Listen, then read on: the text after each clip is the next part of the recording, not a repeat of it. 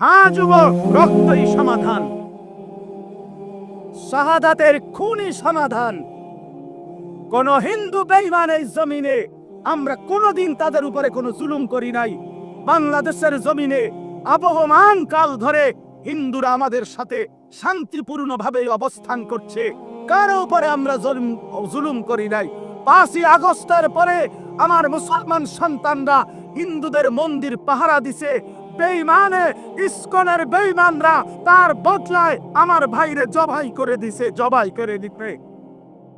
এই ছিল মন্দির পাহারার বিনিময়? এই কি ছিল বিনিময়? আমরা তো কোনোদিন জুলুম করি নাই, কোনোদিন জুলুম করি নাই। বাংলাদেশে আমাদের কত বড় বড় উলামায়ে কেরাম আমাদের জাতির রাহবারদেরকে বারবার জেলখানায় নিছে।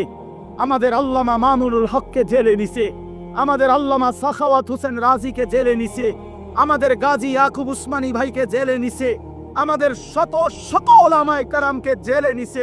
কই আমরা তো কোনোদিন কারো গলায় ছুরি চালাই নাই। তাহলে তোরা বেঈমান, তোদের একজন বেঈমানের কারণে ওই বেঈমান নারী লোভী, ওই বেঈমান কিশোর বলাৎকারকারী, ওই বেঈমান যৌন নির্যাতনকারী, ওই চিন্ময় কৃষ্ণ দাস একটা অসভ্য, একটা নরপশু, একটা মরপশু, ওই বেঈমানের কারণে মুসলমানের গলায় ছুরি দিলি কেন? একটা 2.5 বছর 3 বছরের বাচ্চা, তার ওই বাচ্চা বাপ ডাকবে কাকে এখন?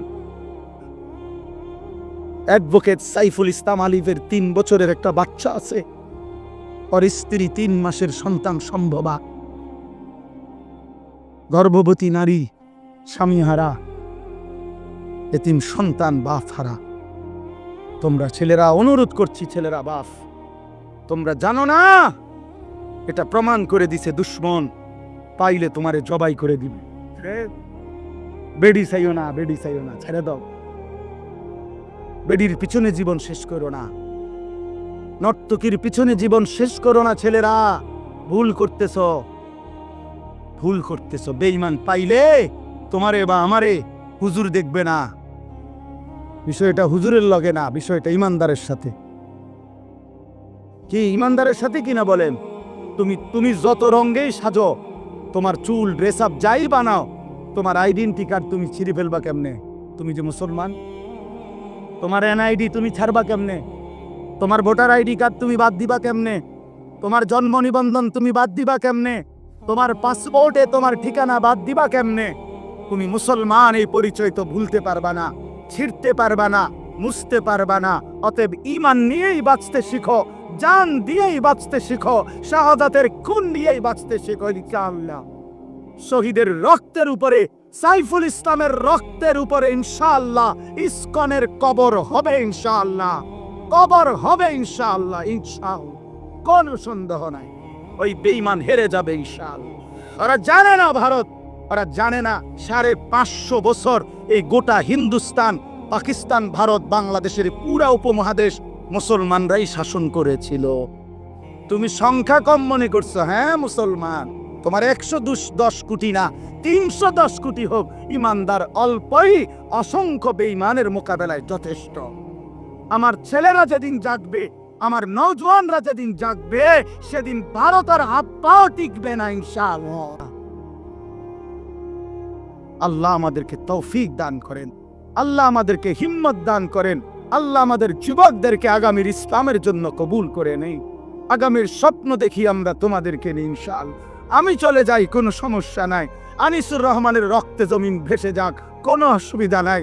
এমন 2, 4, 10, 50 জনের রক্ত ধরলে কিচ্ছু হবে না, ওই রক্তে ঈমানের পতাকা উড়বে ইনশাআল্লাহ। আল্লাহ তৌফিক দান করেন।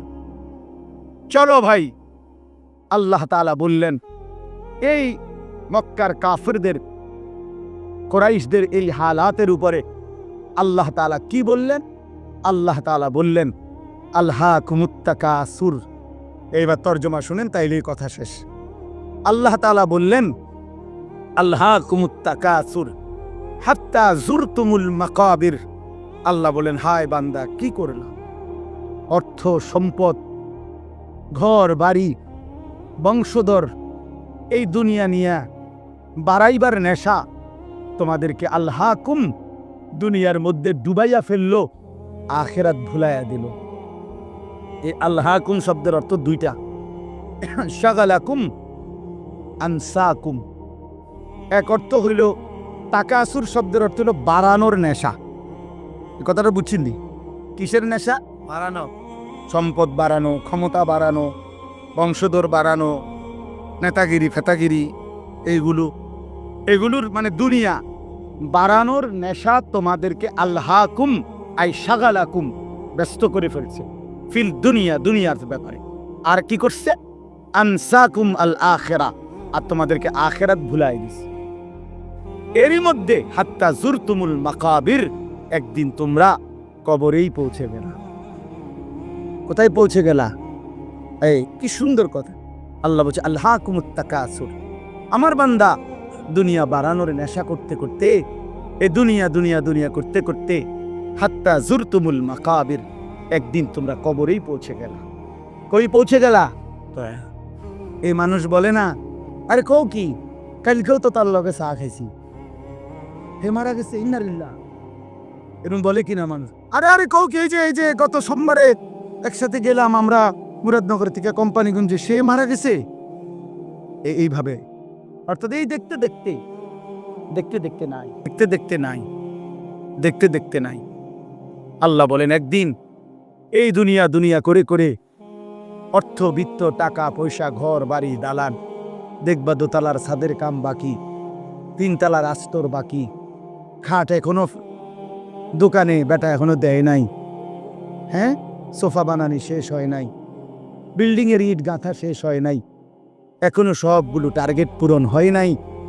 এরই মধ্যে দেখবে একদিন হাত্তা জুরতুমুল মাকাবির, পৌঁছে গেছো কবর, পৌঁছে গেছো কবর। তো আল্লাহ তাআলা বলেন তোমরা দুনিয়ায় ডুবে গেলা, আখিরাত ভুলে গেলা, তোমাদের বাড়ানোর নেশা সম্পদ প্রাচুর্য তোমাদেরকে অস্থির করে ফেললো। হাত্তা জুরতুমুল মাকাবির, একটা পর্যায়ে তোমরা কবরেই পৌঁছে গেলা। এই কবরে পৌঁছে এবার আল্লাহ বলেন কাল্লা সাউফা তা'লামুন, আল্লাহ বলেন বান্দা শোনো, সাবধান, এই কবরে আসলেই অল্প সময়ের ব্যবধানে তোমারে বুঝাই দেওয়া হবে তোমার এই দুনিয়ার লোভ আর আখিরাতের প্রতি বিমুখ এর পরিণতি কবরে কি। আমি আল্লাহ কবরের প্রথম আযাব দিয়েই তোমারে আমি বুঝাই দিই। সুম্মা কাল্লা সাউফা তা'লামুন, অতঃপর আবার পুনরায় হাসরের ময়দানে নিয়ে জাহান্নামের আযাব দিয়ে দ্বিতীয়বার আবার বুঝাবো আমার নাফরমানির শাস্তি আর পরিণতিটা কি। এই কথা স্পষ্ট তাফসীরে লিখছে, কাল্লা সাউফা তা'লামুনা ফিল কবরে সুম্মা কাল্লা সাউফা তা'লামুনা ফিল আখিরাতে। একবার তুমি বুঝবা কবরে, আরেকবার তুমি বুঝবা আখিরাতে। আখিরাতে এই হারাম, এই সুদের টাকা, ঘুষের টাকা, কিস্তির টাকা, এই 2 নম্বরই টাকা, বাটফারি টাকা, ওজনে কম দেওয়া টাকা, 3 নম্বর মাল রে কইছো 1 নম্বর, ফসা কমলা দিয়া ডজন বেচ চালাইছো, বাটফার 100 গ্রাম কম দিয়া 1 কেজি গোস্ত বেচ চালাইছো, হ্যাঁ সদবদ কই শিখছে এসব বাটফারি, এত কিস্তি, এত আমি একটা এটা গোস্তর লাগে আমার ঝগড়া না নাই, ঠিক আছে সবটির মধ্যেই আছে নাকি, মানে অর্থ হইল গোস্ত দোয়ানদারের কার্য হয়েছে, এটা করতেছি না, কথার কথাই বললাম আর কি। মানে উদ্দেশ্য হইল এইভাবে 900 করে ওজনে কম দিয়ে কাস্টমারকে ঠকাইয়া সুদে কিস্তিতে লোনে ঘুষে মিথ্যায় যা রোজগার করলা বান্দা, দুনিয়া দুনিয়া শুধু দুনিয়া, দুনিয়া শুধু দুনিয়া, দুনিয়া আহা মুসলমান শুধু দুনিয়ার জন্য।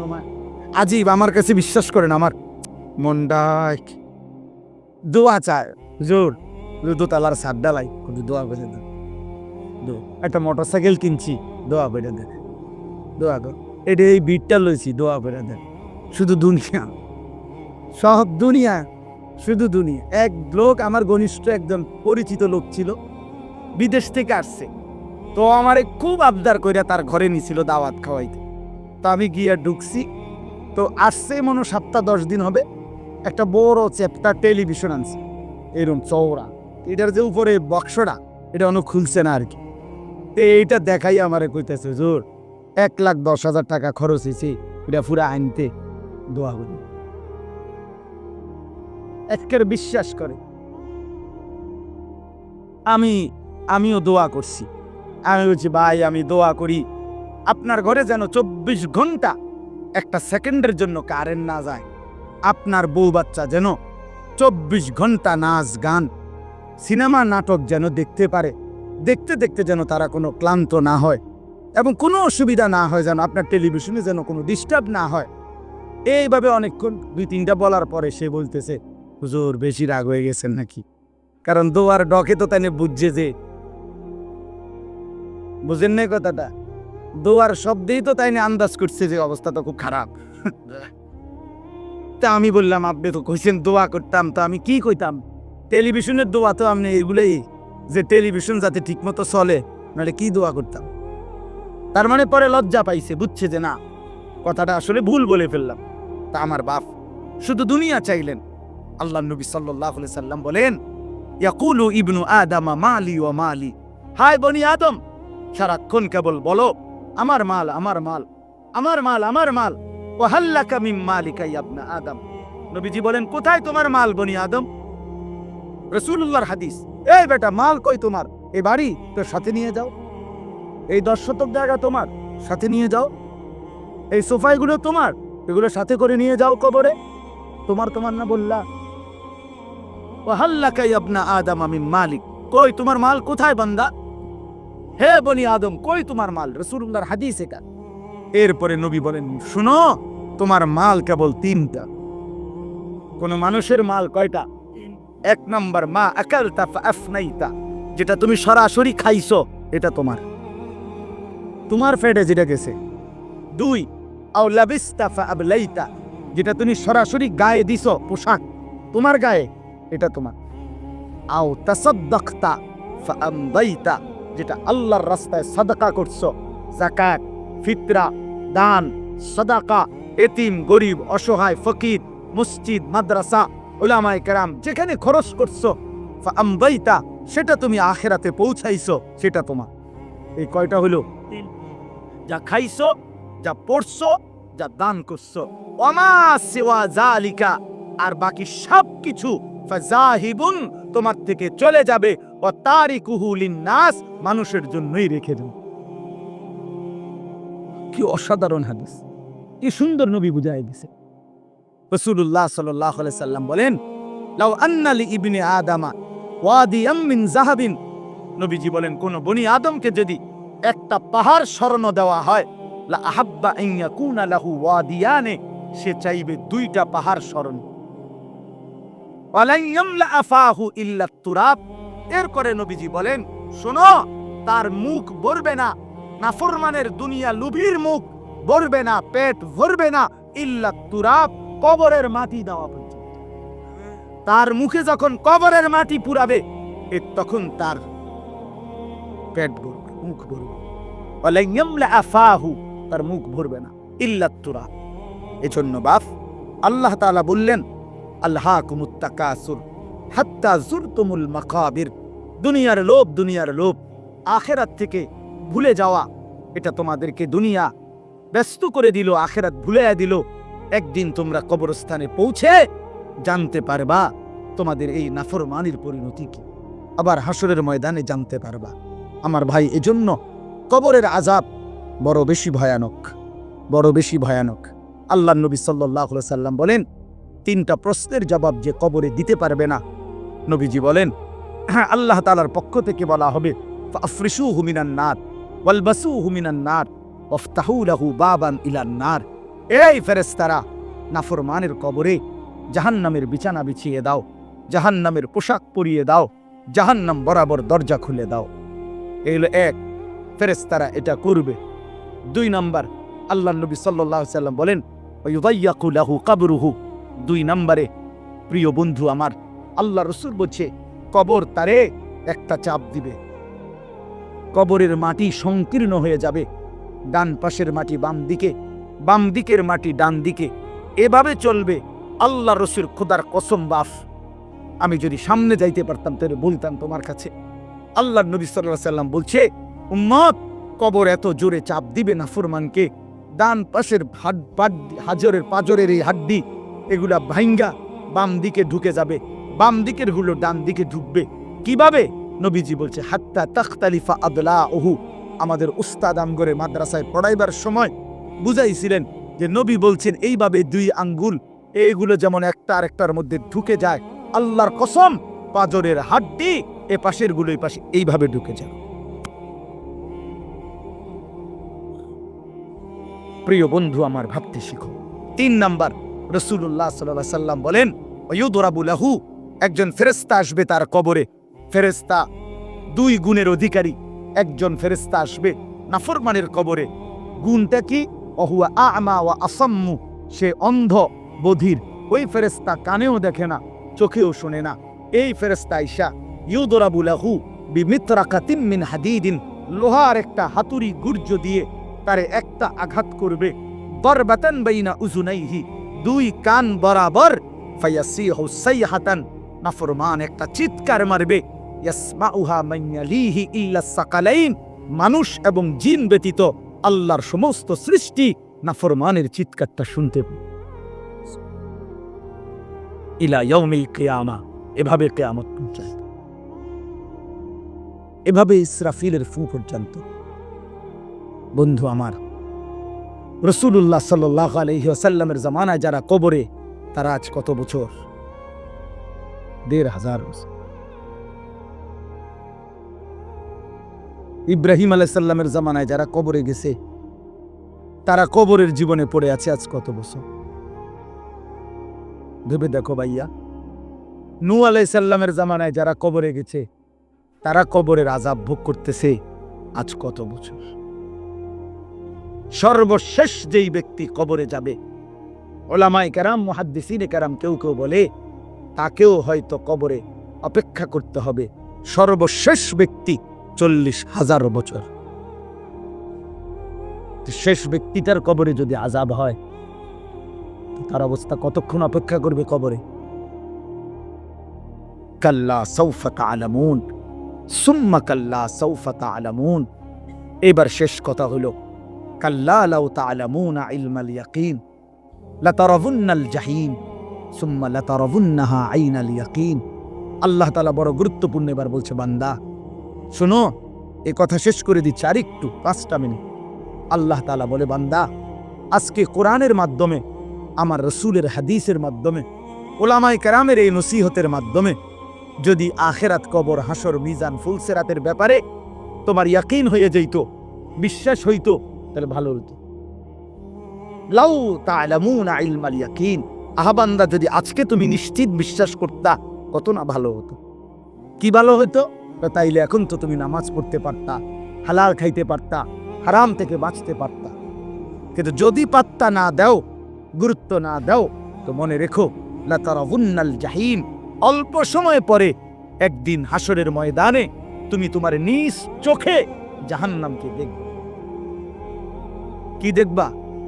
বলেন না, সুম্মা লাতারাবুন্নাহা আইনাল ইয়াকিন, সেদিন 2 চোখে দেখে নিশ্চিত হবা যে জাহান্নাম কতটা ভয়ানক। আর মনে পড়বে দুনিয়ার জিন্দেগির কথা। ওয়াজিআ ইয়াউমাইদিন বিজাহান্নাম, আল্লাহ বলে হাসরের ময়দানে জাহান্নামকে ফেরেশতারা টেনে আনবে, আর মানুষগুলো তাকাইয়া জাহান্নামের আযাবের এক নজর দেখেই ইয়াউমাইদিন ইয়াতাযাক্কারুল ইনসান, দুনিয়ার পুরা জীবনের কথাটা তার মনে পড়বে।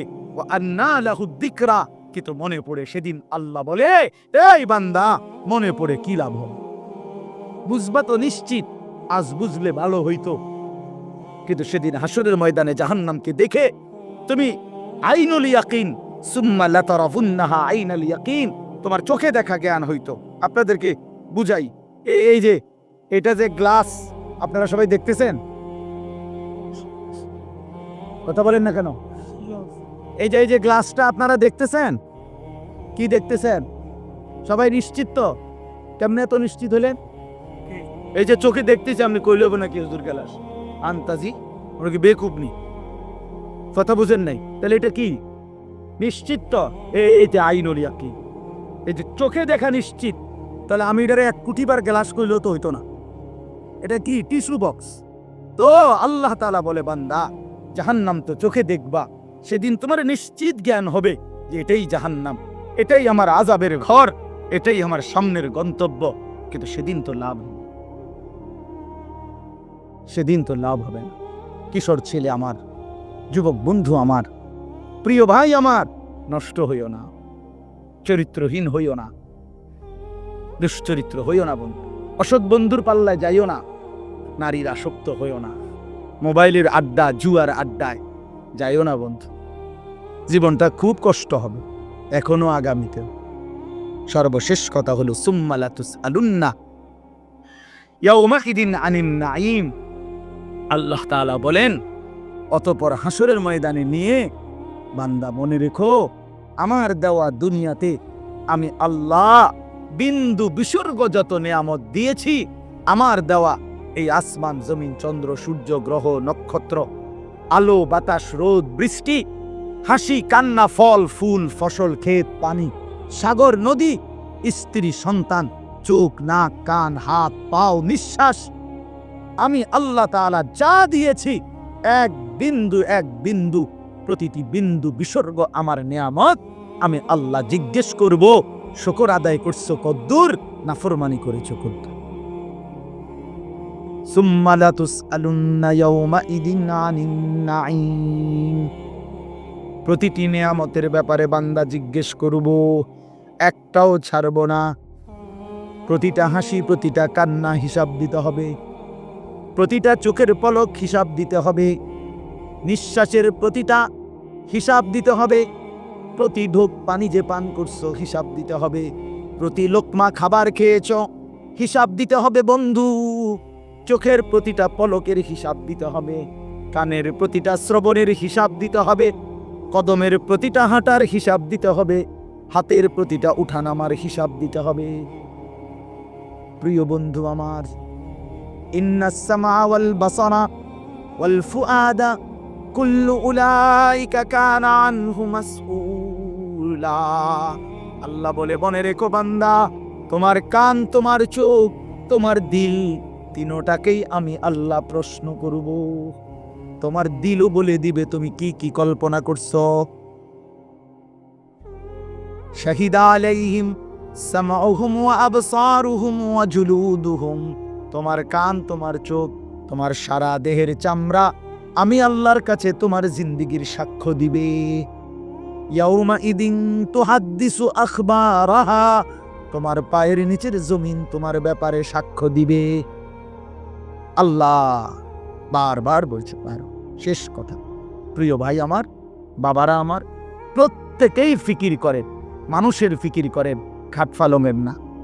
হুদ্দা একবারে শুধু শুধু এই সোফা যে বেটা বানাইছেন আমনে মইরা চাচা 20 বছরের মাথায় আমনে শুধু একটাবার ফেরেস্তারে বলিয়া বলে, ভাই একটা ঘন্টা আমি যামু আরাম, আমি তো আমার ঘর চিনি, দেরি হইতো না, অন্যদিকে যাইতামে না।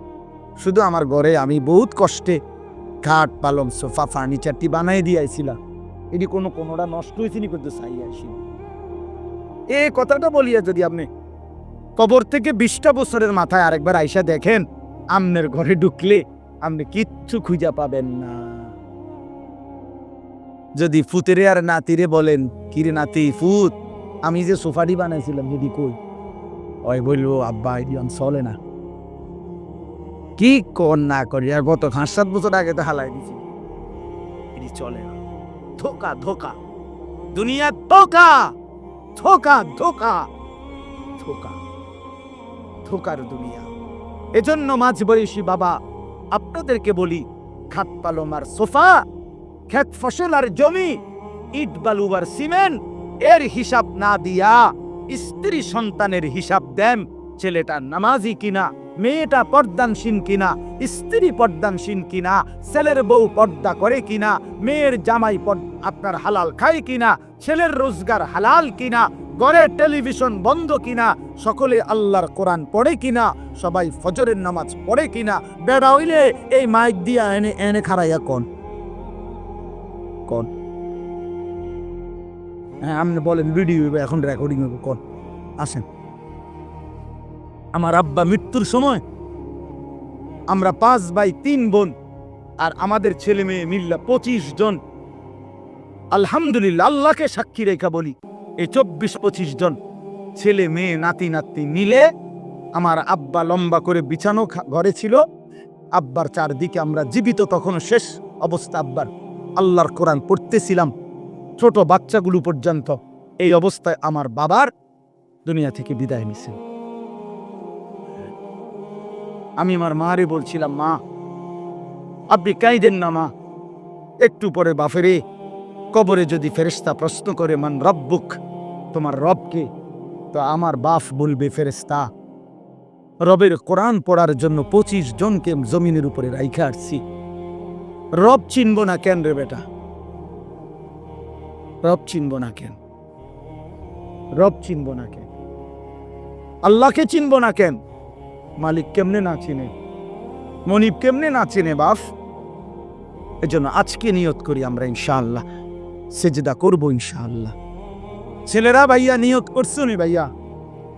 তোমরা ভাইয়া নষ্ট হইও না ভাইয়া, লাগবে তোমরা আগামী দিনের জন্য, ইসলামে আগামীর সময়টা যে কোনো তোমার সামনে কিংবা এরপরের জেনারেশনের সামনে, সারা পৃথিবী জুড়ে আগামীর যুদ্ধ হক আর বাতিলের যুদ্ধ, আগামীর যুদ্ধ ইসলাম আর কুফরের যুদ্ধ, আগামীর যুদ্ধ মাহাদি আর দাজ্জালের মোকাবেলার যুদ্ধ। অতএব দয়া করে নষ্ট হইও না, নষ্ট হইও না, নষ্ট হইও না। বাবা ভাই সবাইকে বলি, মা বোন সবাইকে বলি, আল্লাহ তাআলা এই মাহফিল কবুল করেন, আজকের এই ইন্তজাম কবুল করেন। নওজোয়ান ছেলেরা তোমাকে অনেক ধমক দিছি বাপ, তারপরেও দোয়া কইরো, আমিও তোমাদের জন্য দোয়া করি। আল্লাহ তাআলা প্রতিটা ছেলেকে ইমানদার নেককার বানায় দেন। আল্লাহ আমাদের প্রতিটা মা বাপকে কবুল করে নেন। আলহামদুলিল্লাহ, আপনারা অনেক সুন্দর করে মহব্বতের সাথে দিল দিয়েই বসছেন। আপনাদের এই বসাটাই প্রমাণ করে প্রত্যেকের দিলের মধ্যেই আল্লাহর কথা শুনবার প্রতি আগ্রহ আছে। মাশাআল্লাহ, এটা অনেক বড় মোবারকবাদ। কোরআনুল কারীমের মধ্যে আছে, আল্লাহ তাআলা বলেন, ফাবাশশির ইবাদ আল্লাযীনা ইসতামিউনাল কওলা ফায়াত্তাবিউনা আহসানা। আল্লাহ তাআলা বলেন, হে নবী, আপনি আমার ওই বান্দাদেরকে জান্নাতের সুসংবাদ দিয়ে দেন যারা মনোযোগ দিয়ে কথা শোনে, অতঃপর কোরআন সুন্নাহর অনুসরণ করে। আগে তো মনোযোগ দিয়ে শুনে এরপরে কি করে? অনুসরণ করে। আল্লাহ তাআলা বলেন তাদেরকে জান্নাতের সুসংবাদ দিয়ে দেন। এজন্য এটা অনেক বড় একটা আমল, আল্লাহর কথা মনোযোগ দিয়ে, দিল দিয়ে, আন্তরিকতা নিয়ে শুনতে হয়। কোরআনুল কারীমের মধ্যে আছে, আল্লাহ তাআলা বলেন, ওয়া ইযা কুরিআল কুরআনু ফাসতামিউ লাহু ওয়া আনসিতু লাআল্লাকুম তুরহামুন। যখন তোমাদের সামনে আল্লাহর কোরআন পড়া হয়, তো আল্লাহ তাআলা বলেন, তোমরা যারা শ্রোতা, তোমাদের দুইটা কাজ। 1 নাম্বার ফাসতামিউ লাহ, তোমরা মনোযোগ দিয়ে শোনো। 2 নাম্বার হলো ওয়া আনসিতু, এবং একদম চুপ থাকো। লাআল্লাকুম তুরহামুন, আল্লাহ তাআলা বলেন, তাহলে নিশ্চিত তোমাদের উপরে আল্লাহ তাআলার রহমত বর্ষিত হবে। কি করলে? মনোযোগ দিয়ে শুনি। আর কি করলে? চুপ থাকলে। রহমত বর্ষিত হবে মানে কি? তাফসীরে রুহুল মাআনিতে আছে, রহমত বর্ষিত হবে মানে হলো আল্লাহ তাআলা তোমাকে আল্লাহর হুকুম পালনের তৌফিক দান করবেন, আল্লাহর ইবাদত করার যোগ্যতা দিবেন। এজন্য যে কেউ আল্লাহর কথা দিল দিয়ে শুনে, আল্লাহ তাকে ধীরে ধীরে আল্লাহর হুকুম পালনের তৌফিক দেয়। এটাও কিন্তু অনেক বড় ইহসান। আল্লাহ দয়া না করলে বান্দা আল্লাহর ইবাদত করতে পারে না। আল্লাহ দয়া না করলে বান্দা আল্লাহকে ডাকতেই পারে না। আল্লাহ যদি এই জিহ্বা না দিতেন, কথা বলার যোগ্যতা না দিতেন, তো আল্লাহকেই বা ডাকতাম কিভাবে? এই জন্য আল্লাহ তাআলার তৌফিক চাইতে হয়। হাদিসের মধ্যে আছে, আমাদের প্রিয় নবী সাল্লাল্লাহু আলাইহি ওয়াসাল্লাম 5 ওয়াক্ত নামাজের পরে, ফরজের নামাজের পরেই তিনি সালাম ফিরাইবার পরপরই কয়েকটা বিশেষ দোয়া পড়তেন। এর মধ্যে একটা দোয়া হলো যে একটা কথা নবীজি 3 বার বলতেন। একটা দোয়া, এক দোয়াই 3 বার বলতেন প্রত্যেক নামাজের পর, ফরজের সালাম ফিরাইবার একটু পরেই। সেটা কি? আল্লাহুম্মা আইন্নি আলা যিকরিকা ওয়া শুকরিকা ওয়া হুসনি ইবাদাতিক। আল্লাহ, আপনার জিকির, আপনার কৃতজ্ঞতা এবং আপনার ইবাদত সুন্দরভাবে আদায় করার জন্যে আপনি সাহায্য করেন। এই যে গুরুত্বপূর্ণ বিষয়, যে আপনি দয়া করেন যেন আপনার জিকির ভালোভাবে করতে পারেন, আপনি দয়া করেন যেন আপনার শুকর আদায় করতে পারে, আপনি সাহায্য করেন যেন আপনার ইবাদত সুন্দরভাবে করতে পারে, সুন্দরভাবে করতে পারে। শরীরটাই সুস্থ নাই, নামাজ পড়ব সুন্দরভাবে কেন? শরীরটাই ভাই, পাওটাই ভাঙ্গা, তো সেজদা দিব কিভাবে? তার মানে আল্লাহ তাআলার দয়া, আল্লাহ তাআলার ইহসান, আল্লাহ তাআলার মেহেরবানি ইবাদত আদায়ের জন্য জরুরি। এই দোয়াটা নবীজি 3 বার পড়তেন, প্রত্যেক 5 ওয়াক্ত নামাজের পরে, ফরজের পরে। হাদিসের মধ্যে আছে, একজন বিখ্যাত সাহাবী ছিলেন হযরত মুআজ ইবনে জাবাল রাদিয়াল্লাহু তাআলা আনহু। এই সাহাবীকে নবীজি একদিন, হযরতে মুআজ ওনার হাত ধইরা নবীজি ওনাকে বললেন, ইয়া মুআজ ইন্নী উহিব্বুক, আমি তোমারে খুব ভালোবাসি। সাহাবীকে বলতেছে, আমি তোমারে খুব পছন্দ করি, তো এই পছন্দের দাবিতে বলতেছি, তোমারে আমি মহব্বত করে বলতেছি, লা তানসা হাযা দুআ, এই যে দোয়াটা, আল্লাহুম্মা আইন্নি আলা যিকরিকা ওয়া শুকরিকা ওয়া হুসনি ইবাদাতিক, আল্লাহ আপনার জিকির, আপনার শুকর, আপনার ইবাদত ভালোভাবে করার জন্য সাহায্য করেন। নবী নিজে ওই সাহাবীকে বলতেছেন, শোনো, তোমারে আমি খুব ভালোবাসি, তুমি এই দোয়াটা পড়তে কখনোই ভুলো না। ওই সাহাবীকে তুমি সব সময় এই দোয়াটা পড়ো। এই তাইলে দেখেন, নবী সাল্লাল্লাহু আলাইহি ওয়াসাল্লাম নিজে আল্লাহ তাআলার কাছে ইবাদতের জন্য সাহায্য চাই। তো এই জন্যই বললাম, আল্লাহর কথা মনোযোগ দিয়ে শুনতে হয়। মসজিদে জুমার বয়ান, 5 ওয়াক্ত নামাজের পরেও যদি ইমাম সাহেব একটু কোনো কথা বলে, জুমার নামাজে যদি বয়ান করে, এরকম মাহফিলের বয়ান, উলামায়ে কেরামের নসিহত, বিভিন্ন মাদ্রাসার বয়ান, ইসলাহি মজলিসের বয়ান, দাওয়াত ও তাবলীগের সাথীদের বয়ান, কোন আল্লাহওয়ালার বয়ান যখনই করে, আল্লাহর কথা বলে, দিল দিয়ে শুনতে হয়, মনোযোগ দিয়ে শুনতে হয়। জনপ্রিয়তা, কারো ব্যক্তিগত একটু খ্যাতি, এগুলো ফালতু বিষয়। জনপ্রিয়তা কোনো মূল বিষয় না। মূল বিষয় হলো আল্লাহর কথার প্রতি মনোযোগী হওয়া। মনে করেন আমারে 1 কোটি মানুষ চিনে, তো আমনের লাভ কি? আমারে চিনলে আমনের লাভ কি? আমি একবার মনে করেন সারা বাংলাদেশের জনপ্রিয়তা তো কিছে, আপনার ফায়দা কি? কথা বোঝেন নাই আমার ছেলেরা? তোমরাও বুঝতে শেখো ভাই, তোমার ফায়দা কি সেটা বলো। আর আমারে সারা পৃথিবী চিনলে তোমার লাভ কি? তুমি তোমার ইবাদতের কথা বলো, তোমার নিজের জিন্দেগির কথা বলো। আমারে কে চিনে না চিনে তো তুমি কি করবা? চিনলেই কি, না চিনলেই কি? সবাই চিনলে আল্লাহ যদি গ্রহণ না করে, তো কুকুরের সমান মর্যাদাও নেই, কুত্তার মর্যাদাও নেই, আল্লাহ গ্রহণ না করবে। তো চিনলেই কি আর না চিনলেই কি? কোরআনুল কারীমের মধ্যে 25 জন নবীর নাম আছে, তো নবী রসুল মোট 25 জন। কথা বলেন না, তো বাকিদের নাম কই? হাদিসের কিতাবের মধ্যে সর্বোচ্চ তারিখে, ইতিহাসের কিতাবে আরবি, একসাথে 313 জন বদরি সাহাবীর নাম আছে। আরো যদি সব মিলায় 2-4-5 হাজারের নাম সর্বোচ্চ হইতে পারে, তো সাহাবী কি 5,000? তো বাকিদের নাম? বিদায় হজ্জের মাঠে আরাফাতের ময়দানে আল্লাহ নবী সাল্লাল্লাহু আলাইহি সাল্লাম 1.25 লক্ষ সাহাবীর সামনে ভাষণ দিয়েছে, তো ওনাদের নাম কই? ওনাদের নাম তো কেউ জানে না। এই পৃথিবীতে যে কয়জন আউলিয়া কেরামের নাম কিতাবের মধ্যে আছে, এই উনারাই তো আউলিয়া কেরাম নাকি? এই কয়জনই তো। সারা পৃথিবীতে এই 1,500 বছরের ভিতরে বুজুর্গ শুধু আব্দুল কাদের জিলানী, জোনায়েদ বাগদাদি, বাইজিদ বোস্তামি, এই 3-4 জনই নাকি? তো বাকিদের নাম? বাকিদের নাম কই? নাম নাই, এরকমই বেশ। কথা বুঝেন নাই? পৃথিবী জানে না, পৃথিবী চিনে না, এমন মানুষই বেশ, এমন মানুষই বেশ। এই বাংলাদেশে এমন অসংখ্য হাজার হাজার আলেমে দ্বীন আছে, যারা বাহরুল উলুম, যারা এলেমের সাগর, মহাসাগর, কিন্তু বক্তা না। তারা কি না? বক্তা না, ওয়ায়েজ না, নীরবে নিবৃতে 30 বছর 50 বছর বুখারী শরীফের হাদিস, রাসূলুল্লাহ সাল্লাল্লাহু আলাইহি ওয়াসাল্লামের হাদিস সবকের মধ্যে ছাত্রদেরকে নীরবে পড়াইতেছে। পৃথিবী কেউ চিনে না, হাসরের ময়দানে সবাই দেখবে উনি বাদশাহ, উনি বাদশাহ। এজন্য দোস্ত আমার, বন্ধু আমার, আল্লাহর কথার দিকে মনোযোগী হও, আল্লাহর কথার দিকে মনোযোগী হও, আল্লাহর কথার দিকে মনোযোগী হও। কোরআন শরীফে আছে হযরত মূসা আলাইহিস সালামকে আল্লাহ তাআলা বলছেন, তুর পাহাড়ে প্রথম যেদিন কথা বলে সেদিন আল্লাহ তাআলা বলছেন, আনা ইখতারতুকা ফাসতামি' লিমা ইউহা।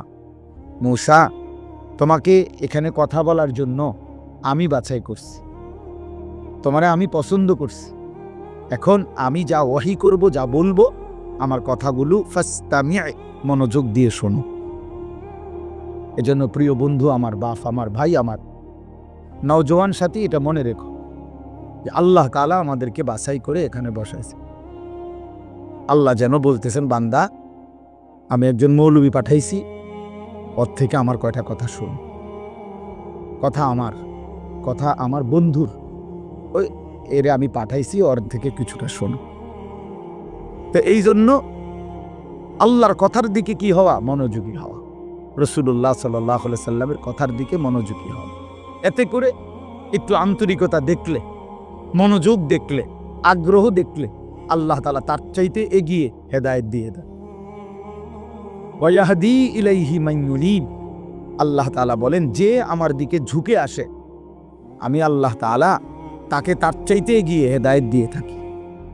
বান্দা একটু আসুক, সে আমার দিকে একটু আগাক, আমি তার চাইতে এগিয়ে তারে আমি আপন করে নেব, তারে আমি কোলে তুলে নেব, তারে আমি কোলে তুলে নেব। লাল্লাহু আশাদ্দু ফারাহান বিতাওবাতি আবদি। নবী সাল্লাল্লাহু আলাইহি সাল্লাম বলেন, আল্লাহ তাআলা সবচেয়ে বেশি খুশি হয়, সবচেয়ে বেশি আল্লাহ খুশি হয় বান্দা যখন গুনাহ ছেড়ে দিয়ে আল্লাহর দিকে ফিরে আসে। কদম বাড়াইলেই, গুনাহ ছেড়ে দিলেই, চোখের এক ফোঁটা পানি পড়লেই আল্লাহ ফেরেশতাদেরকে ডাক দিয়া বলে, এই 7 আসমান সাজিয়ে দে, আমার জান্নাত সাজায় দে। ফেরেশতারা সাজায়া দিয়া বলে, আল্লাহ আসমান কেন সাজাইলেন, জান্নাত কেন সাজাইলেন? রব্বুল আলামিন বলে, আসলাহাল আবদু মাওলাহু।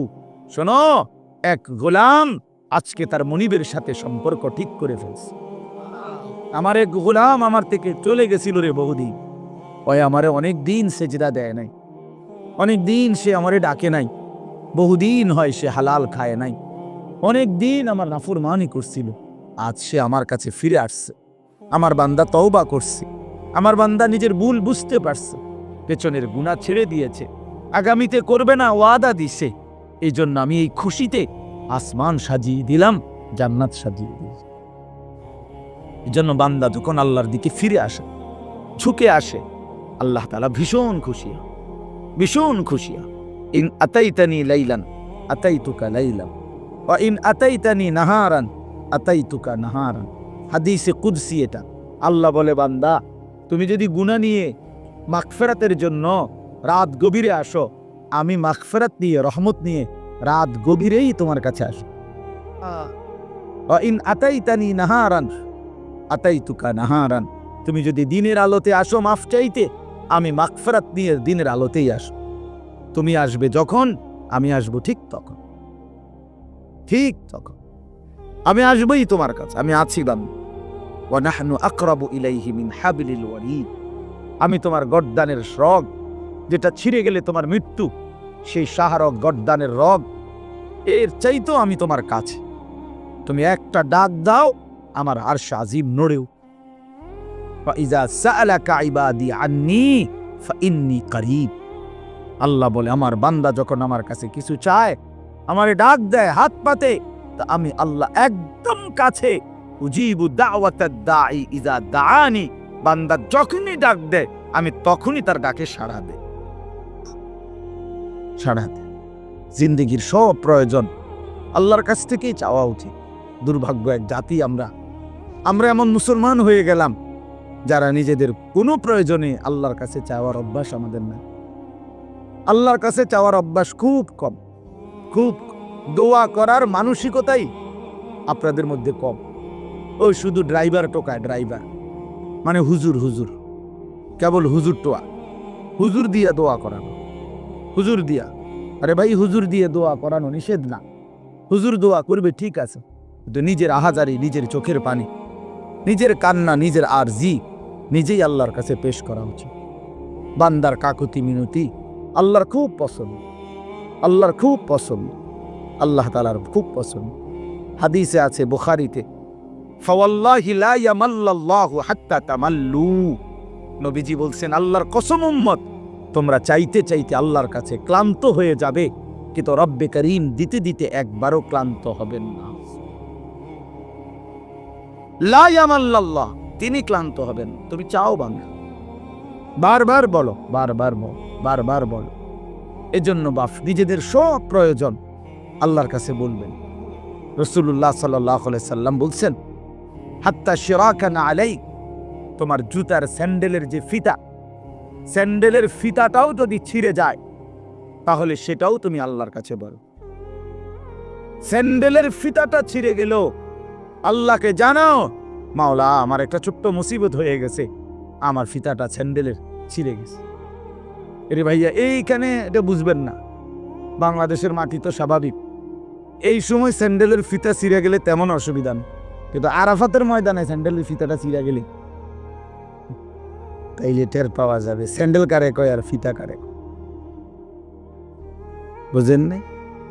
হ্যাঁ, মসজিদে হারাম থেকে হোটেলে যাইবার সময় যদি স্যান্ডেল হারায় যায় তখন বোঝা যায় স্যান্ডেল কত দাম, স্যান্ডেল কত দাম। মনে হবে যেন পায়ের তালুটা পুড়ে গেছে, এত গরম, এত গরম। এজন্য আল্লাহ তাআলা বান্দার ছোট থেকে ছোট বিষয়েও রাসূলুল্লাহ সাল্লাল্লাহু আলাইহি সাল্লাম সবক দিছেন আল্লাহর কাছে চাইতে। তো ঠিক আছে, আমি মূল কথাটা এটাই বলতে চাইছিলাম যে মনোযোগ চাই, আন্তরিকতা দরকার। এই যে মোবাইলটা আসলে নিষেধ করার মূল কারণ এটা, মানে মোবাইলটা হাতে থাকলে দিল বসে না, মনোযোগ আসে না, এটা আমার অভিজ্ঞতা। অর্থাৎ এটা যতক্ষণ হাতে থাকে রেকর্ডের জন্যই হোক, ভালো, আমার বয়ানই রেকর্ড করবে, কিন্তু এতে ক্ষতি হয়।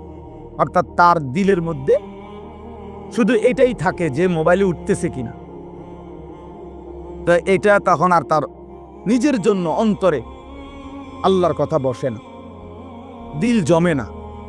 আরেকটা বড় ক্ষতি হয় কি, বড় ক্ষতি হলো ঠিক বরাবর পিছনে ডানে বামে যারা, তাদেরও নজর ওইটার দিকে পড়ে, তাহলে ওই বেচারারও কি বসে না, দিল বসে, অনেক ক্ষতি হয়। এই জন্য এইটুকু সময়, 1 ঘন্টা হোক, অল্প সময় হোক, যদি নিজেকে মোবাইল থেকে আলাদা করে আল্লাহর কথা দিল দিয়ে শোনা যায়, এই ছেলেদের মধ্য থেকেই, এই মানুষগুলোর মধ্য থেকেই ধীরে ধীরে আল্লাহ তাআলা অসংখ্য মানুষকে পরিবর্তন করে দিবেন। আল্লাহ তাআলা আপনাদের সবাইকে উত্তমভাবে কবুল করে নেন।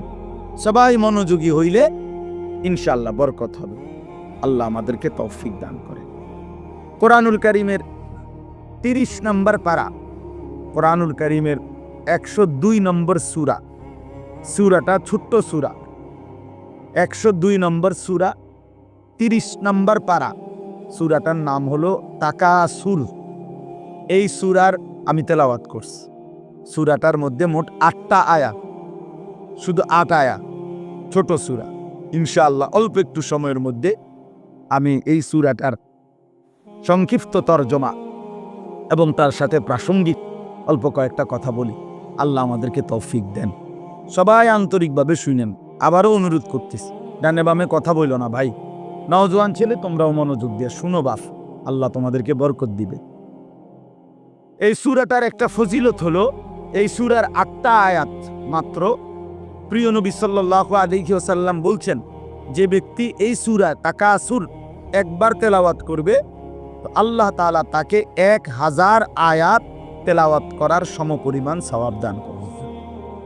তার মানে এই সূরাটা কোরআনুল কারীমের প্রায় 6 ভাগের 1 ভাগ।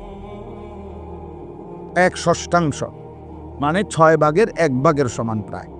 এই সূরায়ে তাকাসুর, এই সূরাটা আল্লাহ তাআলা কেন নাজিল করলেন? একটা ছোট্ট কথা, শানে নুজুল বুঝলে আপনি বুঝবেন কেন নাজিল করলেন।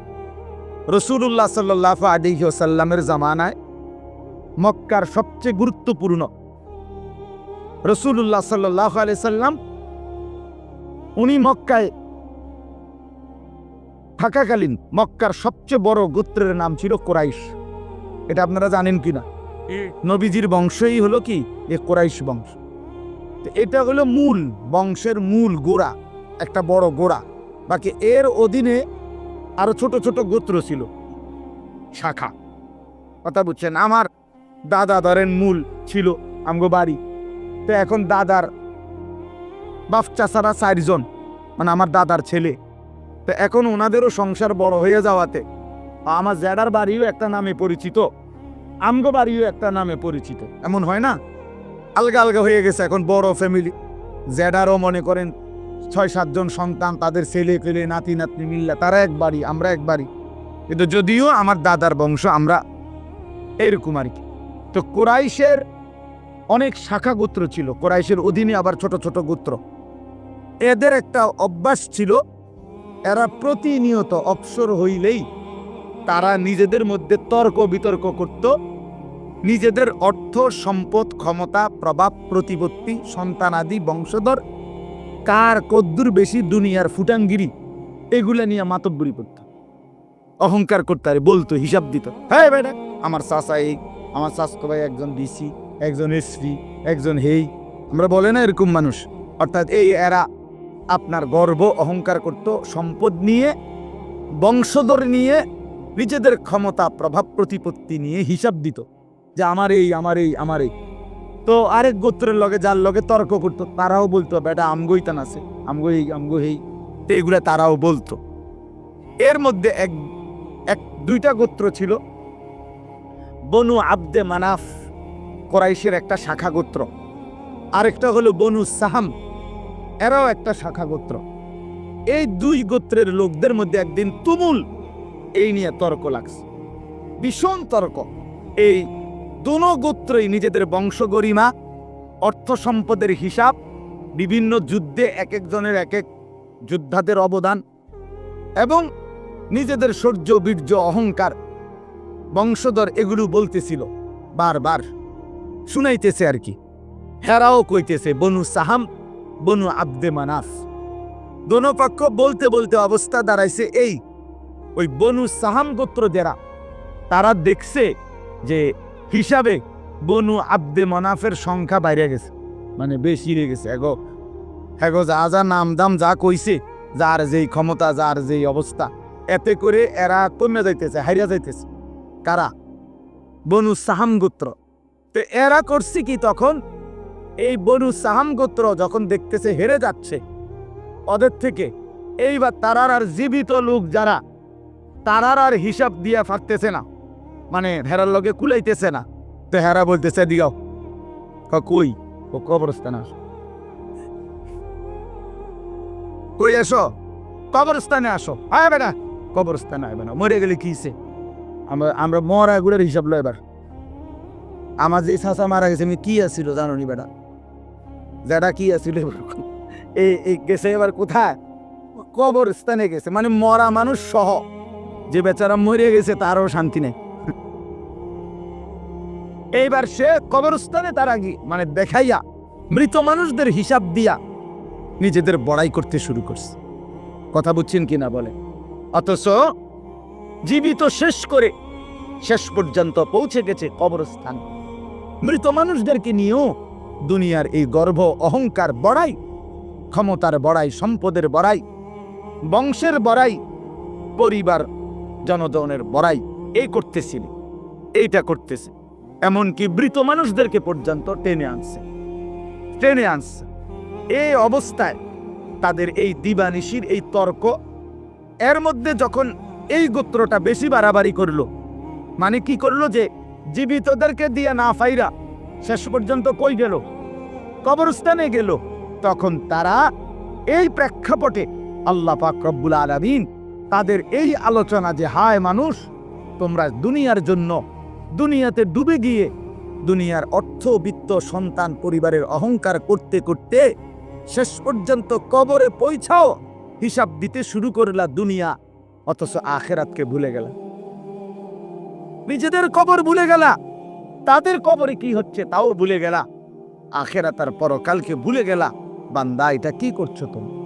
কি করছো? এভাবে বুঝি সবাই তোমরা দুনিয়ার মধ্যেই ডুবে গেলা, আখেরাতকে ভুলে গেলা।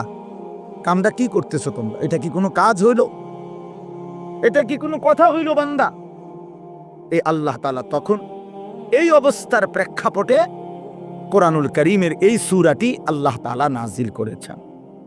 সূরাটির নাম কি? তাকাসুর। বলেন তো সবাই। 102 নম্বর সূরা। কত নম্বর? 30 নম্বর পারা, 102 নম্বর সূরা। শুনলে ভালো বাস। আপনি যদি আগের থেকে সিদ্ধান্ত নেন আপনি বুঝতেন না, তো আমি জীবনেও বুঝতেন না। আর যদি আপনার দিলে থাকে আল্লাহর কথা আমার জন্য বুঝার জন্য, আল্লাহর কসম, আপনি যদি একেবারে গণ্ডমূর্খ হন, টিপসই দেন, নামও লিখতে পারবেন না, আল্লাহর কসম কোরআন আপনার জন্যও সহজ। প্রিয় ভাই, তোমরা যারা স্কুলে পড়ো, কলেজে পড়ো, বন্ধু আমার, তোমাদের যতগুলো বই পড়ছো তার চাইতেও কোরআন সহজ। কোরআন সহজ। কোরআনুল কারীম তোমার বাংলা, অঙ্ক, ইংরেজি, পদার্থ, জীববিজ্ঞান বইয়ের চাইতেও সহজ। সহজ বুঝার জন্য আল্লাহ তাআলা সহজ করে দিয়েছে। ওয়ালাকাদ ইয়াসসারনাল কুরআনা লিযিকর ফাহাল মিন মুদ্দাকির। আল্লাহ তাআলা বলে, বান্দা শুনো, আমি অবশ্যই কোরআনকে বুঝার জন্য, শেখার জন্য, পড়ার জন্য, তিলাওয়াতের জন্য, তাফসীরের জন্য, ব্যাখ্যার জন্য, এমনকি আমল করার জন্য আমি আল্লাহ কোরআনুল কারীমকে সহজ করে দিয়েছি। ফাহাল মিন মুদ্দাকির, কে আছো উপদেশ গ্রহণকারী, আমার কোরআন থেকে কিছু নিবা। আল্লাহ ডাক, ওফ, মালিক যেন ফেরিওয়ালা কুদরতি ভাবে আল্লাহ যেন ডাক দিচ্ছে, বান্দা এই আমি এক কোরআন নাজিল করেছি, 23 বছরে আমার বন্ধুর কাছে তোমাদের জন্য সব কিছু বলে দিয়েছি, একদম সহজও করে দিয়েছি। কে আছো তোমরা এখান থেকে উপদেশ নিবা? কে আছো তোমরা এখান থেকে জিন্দেগি গঠন করবা? কে আছো এখান থেকে জীবনের পুঁজি নিবা? কে আছো এখান থেকে দুনিয়ার কর্তব্য বুঝে নিবা, আখিরাতের দায়িত্ব বুঝে নিবা? আল্লাহ যেন ডাকতেছে, ফাহাল মিন মুদ্দাকির, কে আছো তোমরা? কে আছো? আসো। কোরআনুল কারীমে বন্ধু, ইয়া আইয়ুহাল্লাযীনা আমানু, হে ঈমানদারগণ, হে ঈমানদারগণ, হে মুমিনগণ, আল্লাহর কসম বাস 89 বার, 8, 9, 89, মোট 89 বার আল্লাহ তাআলা আমাদেরকে ডাক দিয়েছেন, হে মুমিনগণ, হে মুমিনগণ, হে ঈমানদার। আচ্ছা, একটাবার ইনসাফের সাথে যুবক ভাই তুমি ভাবো, আর কতবার ডাকলে তোমার মালিক তুমি নামাজ পড়বে? 89 বার তোমার মালিক তোমারে ডাকছে, আর কতবার বললে তুমি সেজদা দিলা? আয় আফসোস। 80 বারের চাইতে বেশি বার আল্লাহ তাআলা বলছে, আকিমুস সালাহ, আকিমুস সালাহ, আকিমুস সালাহ, নামাজ পড়ো, নামাজ পড়ো, নামাজ পড়ো, নামাজ পড়ো, নামাজ পড়ো, নামাজ পড়ো। আর কতবার বললে বন্ধু নামাজ পড়তেন? আপনারা যারা নামাজ পড়েন, নামাজ বয়সী অনেক লোক, যে মা নামাজ পড়ে না, যে বোন নামাজ পড়ে না, যে যুবক ছেলে, কিশোর ছেলে, তুমি মুসলমানের ঘরে জন্ম নিয়ে নামাজ পড়ো না, তোমার আল্লাহ তোমার কাছে জানতে চাচ্ছে। কোরআন শরীফের একটা স্পষ্ট আয়াত আছে, একটা আশ্চর্য কথা শোনো ভাইয়া। কোরআন শরীফে 29 নম্বর পারায় একটা সূরা আছে, সূরা মুরসালাত। এই সূরাটার না কোরআনুল কারীমের, আমি বলতেছি পরে দেখলে কারো মন চাইলে, 77 নম্বর সূরা, কোরআনুল কারীমের 77 নম্বর সূরা। এই সূরাটার নাম হলো মুরসালাত। এই একটি সূরার মধ্যে 50টা আয়াত। ওই সূরাটা, এই 50টা আয়াতের মধ্যে আল্লাহ তাআলা 10 বার, মানে 10টি আয়াত 10 বার একটা কথা বলছে, বারবার একই কথা 10 বার বলছে এক সূরা। কয়বার? কি? ওয়াইলুন ইয়াউমাইদিল লিল মুকাদ্দিবিন, ওয়াইলুন ইয়াউমাইদিল লিল মুকাদ্দিবিন। হে আমার মিথ্যাবাদী নাফরমান বান্দা, শোনো, সেদিন হাসরের ময়দানে তোমাদের জন্য জাহান্নাম।